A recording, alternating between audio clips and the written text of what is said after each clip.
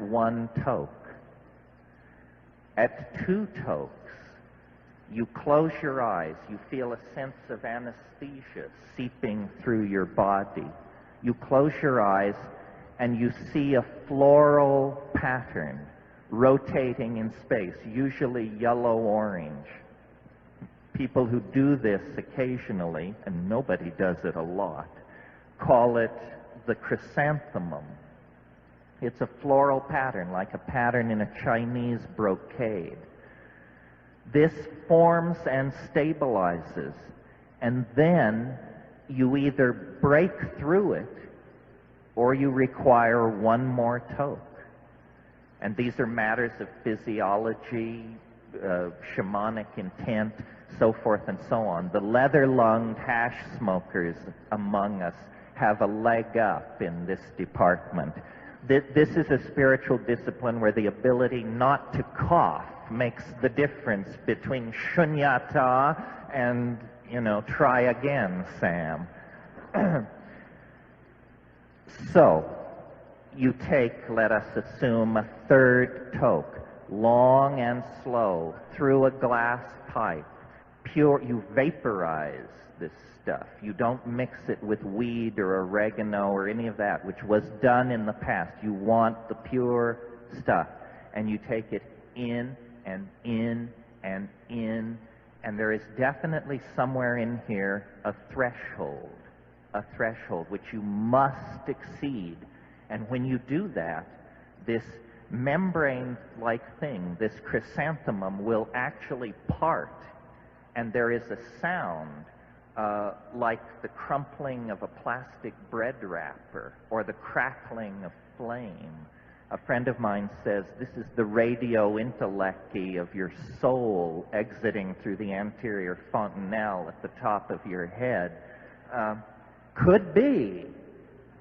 In any case, this crackling sound and a tone,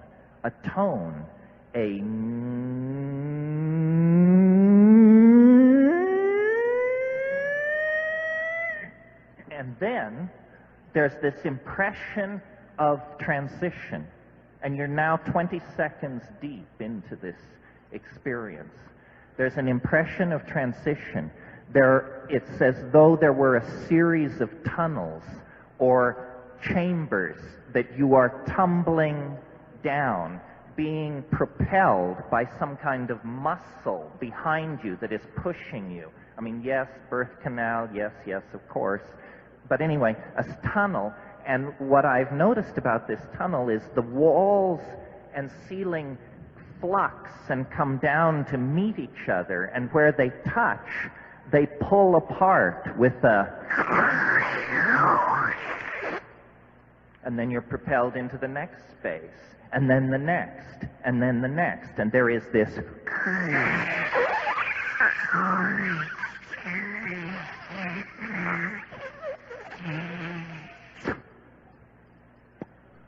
Right. And then you are there. And this is what I want to talk to you about, because of all communities, I hope, perhaps collectively, singly, someone can say something enlightening about this. Then you are there, and where is there? It's underground. How you know this, you cannot say, but there is an irreconcilable sense of enormous mass surrounding you. In other words, you are underground. You're at the center of a mountain or something, and you're in a room which aficionados call the dome. And people will ask each other, did you see the dome? Were you there? It's softly lit, indirectly lit, and the walls, if such they be, are crawling with geometric hallucinations, very brightly colored, very iridescent, with deep sheens and very high reflective surfaces. Everything is machine-like and polished and throbbing with energy, but that is not what immediately arrests my attention. What arrests my attention is the fact that this space is inhabited, that the immediate impression as you break into it is there is a cheer. The gnomes have learned a new way to say hooray. You break in to this space and are immediately swarmed by squeaking, self-transforming elf machines. These things which are made of light and grammar and sound that come chirping and squealing and tumbling toward you, and they say, hooray, welcome, you're here. And in my case, you send so many, you come so rarely. and my immediate impression, no matter how many times I do this, and I've done it maybe 30 or 40 times, which isn't a lot in a lifetime of worshiping it, my immediate impression is that they are welcoming. There is something going on which I've over the years come to call love, L-U-V, not light utility vehicle, but love that is not like eros or not like sexual attraction. I don't know what it's like exactly. It's almost like a physical thing. It's like a glue that pours out into this space.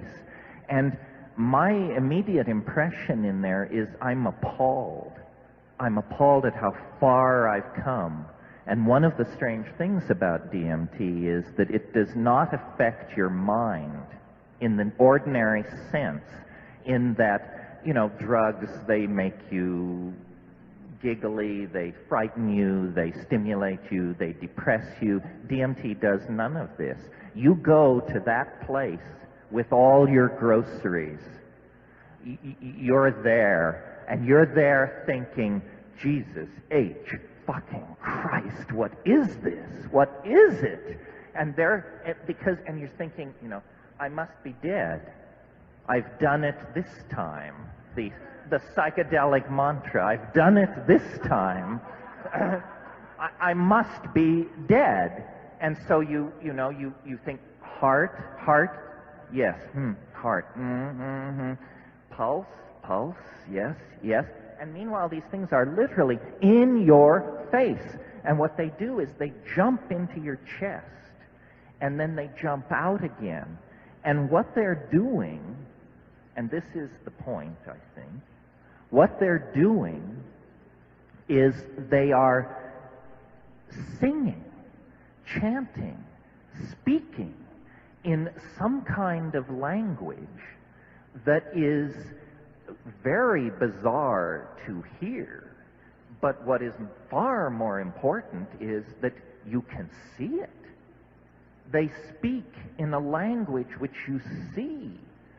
And this is completely confounding, because syntax is not something you ordinarily reach out and touch.